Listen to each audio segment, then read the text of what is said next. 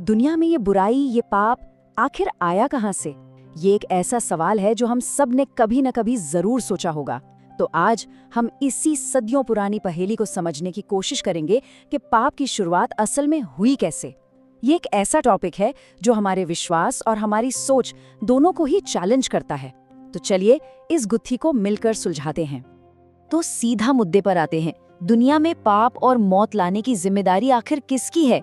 क्या इसके लिए हम परमेश्वर को जिम्मेदार ठहराएं या फिर पहले इंसान यानी आदम को? सवाल बहुत गहरा और मुश्किल है, पर हमारी आज की पूरी बातचीत इसी एक सवाल के इर्द गिर्द घूमेगी। अच्छा, तो इस सवाल का जवाब ढूंढने के लिए हमारा सफर कुछ ऐसा रहेगा। सबसे पहले हम इस मुश्किल सवाल को समझेंगे कि पाप आखिर है क्यों। फिर हम आदम की उस सिद्ध अवस्था के बारे में जानेंगे और ये भी देखेंगे कि एक नैतिक प्रतिनिधि होने के लिए क्या क्षमताएं चाहिए। इसके बाद हम आदम की ज्ञान के स्रोतों पर बात करेंगे और फिर उस अहम मोड़ पर आएंगे, यानी स्वतंत्र इच्छा का चुनाव। और आखिर में हम देखेंगे कि इससे हमें क्या सीख मिलती है। तो चलिए सबसे पहले उस दलील को देखते हैं जो अक्सर दी जाती है। वो ये कि आदम और हव्वा तो बिल्कुल बच्चों जैसे भोले थे, उन्हें सही गलत की कोई समझ ही नहीं थी। तो फिर सवाल ये उठता है कि अगर वो इतने ही नासमझ थे तो क्या उन्हें उनके काम के लिए जिम्मेदार ठहराना सही है? ये एक बहुत ही वाजिब सवाल है ना? अब इस मामले में बाइबल का नजरिया एकदम साफ है। रोमियो की किताब में सीधे सीधे कहा गया है कि पाप इस दुनिया में एक इंसान यानी आदम के जरिए आया, और इसी एक घटना की वजह से पाप जैसे इंसान के स्वभाव का ही एक हिस्सा बन गया। ठीक है, तो अब आदम की उस शुरुआती स्थिति को समझते हैं। अक्सर ये कहा जाता है कि उसे परमेश्वर के स्वरूप में बनाया गया था, पर इसका असल में मतलब क्या है? क्या इसका मतलब ये है कि वो परमेश्वर के बराबर था? क्या वो हर तरह से परफेक्ट था? देखिए, यहाँ एक बहुत जरूरी फर्क है जिसे समझना होगा। हाँ, आदम को जब बनाया गया वो अपनी उस बनाई हुई अवस्था में बिल्कुल सिद्ध था, परफेक्ट था, लेकिन वो परमेश्वर के बराबर नहीं था। उसकी अपनी सीमाएं थीं। वो सब कुछ जानने वाला या सर्वशक्तिमान नहीं था, पर हाँ, वो चीजों को सही मायनों में सच्चाई से जानता था। और जो भोलेपन वाली दलील थी ना, ये उसका जवाब है। आदम को एक बच्चे की तरह नहीं, बल्कि एक पूरी तरह से मैच्योर, एक वयस्क के तौर पर बनाया गया था। अब जरा सोच कर देखिए, वो परमेश्वर से सीधे बात कर सकता था, वो पूरे बगीचे की देखभाल करता था, और उसने ही तो सारे जानवरों के नाम रखे थे। ये सब किसी बच्चे के काम तो नहीं हो सकते, है ना? और सिर्फ शारीरिक तौर पर ही नहीं, मानसिक रूप से भी आदम बहुत सक्षम था।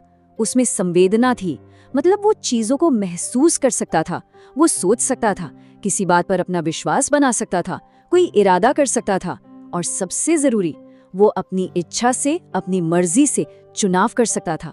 ये सारी चीजें एक बहुत ही विकसित दिमाग की पहचान है।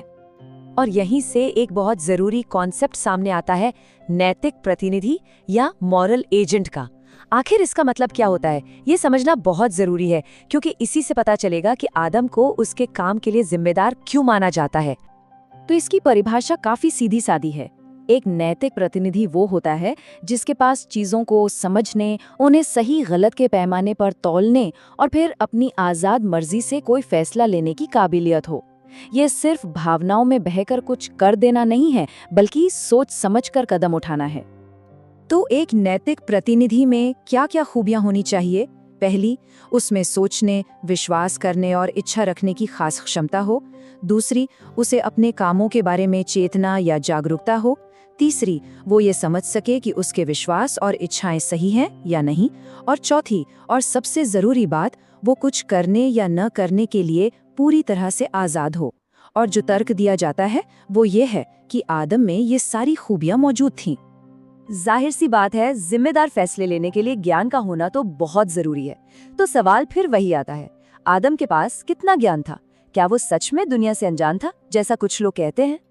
माना जाता है कि आदम के पास 3 तरह का ज्ञान था। पहला, परसेप्चुअल नॉलेज, यानी वो अपनी इंद्रियों से देखकर, सुनकर, छूकर अपने आसपास की दुनिया को समझता था। दूसरा, स्किलफुल नॉलेज, यानी उसके पास काम करने का हुनर था, जैसे बगीचे की देखभाल करना। और तीसरा, प्रोपोजिशनल नॉलेज, यानी वो चीजों के बारे में गहरी अवधारणाएं बना सकता था, सोच विचार कर सकता था। तो ये सारी बातें मिलकर एक ही तस्वीर दिखाती हैं कि वो बिल्कुल भी अनजान नहीं था। तो अब हम कहानी के सबसे जरूरी, सबसे अहम मोड़ पर आ गए हैं। अगर आदम इतना काबिल था, इतना समझदार था और उसके पास इतना ज्ञान भी था, तो फिर उसने परमेश्वर की आज्ञा क्यों तोड़ी? उसने वो चुनाव क्यों किया? और इसका जवाब एक ही चीज में छिपा है, स्वतंत्र इच्छा यानी फ्री विल। यहाँ दो रास्ते थे। एक तरफ परमेश्वर आदम को पाप करने से जबरदस्ती रोक सकता था, लेकिन अगर वो ऐसा करता तो क्या आदम सच में आजाद कहलाता? नहीं। दूसरी तरफ उसे चुनने की पूरी आजादी दी गई। सच्ची आजादी का मतलब ही यही होता है कि आपके पास गलत चुनने का भी विकल्प हो। इसीलिए परमेश्वर ने दखल नहीं दिया और जो भी नतीजा निकला वो पूरी तरह से आदम के अपने फैसले का नतीजा था। तो हम इस नतीजे पर पहुंचते हैं कि आदम ने जो पाप किया वो उसकी अपनी स्वतंत्र इच्छा से किया था। न तो परमेश्वर ने उसे ऐसा करने के लिए उकसाया और न ही उसके अंदर कोई ऐसी पापी फितरत थी जिसने उसे मजबूर किया हो। ये उसका अपना आजाद फैसला था। तो चलिए अब आखिर में देखते हैं कि इस पूरी बात का निचोड़ क्या है, इससे हमें क्या सीख मिलती है। अगर पाप के लिए बनाने वाले को ही दोष दिया जाए तो इसके दो सीधे सीधे नतीजे निकलते हैं। पहला, ये परमेश्वर के चरित्र पर ही एक सवालिया निशान लगा देता है, और दूसरा, ये आदम को उसकी अपनी जिम्मेदारी से बरी करने की एक कोशिश बन जाती है। तो आखिर में ये पूरा किस्सा सिर्फ किसी पर दोष मढ़ने के बारे में नहीं है। ये असल में हमें आज्ञा मानने के महत्व के बारे में एक बहुत गहरा सबक सिखाता है। ये बताता है कि स्वतंत्र इच्छा के साथ साथ जिम्मेदारी भी आती है और हमारे हर चुनाव का, हर फैसले का एक नतीजा होता है। और इसी के साथ एक सवाल सबके लिए छोड़ जाते हैं। अगर हमें चुनने की ये इतनी बड़ी ताकत, ये स्वतंत्र इच्छा मिली है, तो इसका सबसे बड़ा मकसद क्या हो सकता है? ये एक ऐसा सवाल है जिस पर सोचने की जरूरत है। इस चर्चा में शामिल होने के लिए धन्यवाद।